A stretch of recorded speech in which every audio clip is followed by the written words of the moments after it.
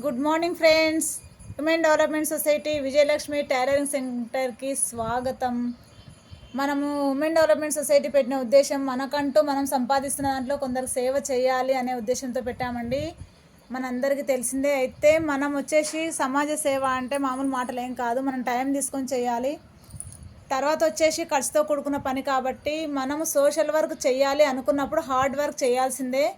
నిన్న మొన్న కొత్త షాప్ పెట్టాము కదండి గుండప్ప కంపౌండ్ దగ్గర, అందుకనేసి ఏమీ వర్క్స్ చేయలేదు మనం. ఇక్కడ కొందరు ముసలి వాళ్ళు వీళ్ళు ఉంటారనమాట, హాస్టల్లో పిల్లలకి వాళ్ళకి కొందరికి మనం సంపాదించిన దాంట్లో కొంత డొనేట్ చేస్తాం కదండి అప్పుడప్పుడు. నిన్న మొన్న ఏమీ చేయలేదు కాబట్టి ఈరోజు వచ్చేసి హార్డ్ వర్క్ చేశానండి. ఎందుకంటే మనం సోషల్ వర్క్ చేయాలంటే హార్డ్ వర్క్ చేయాల్సిందే.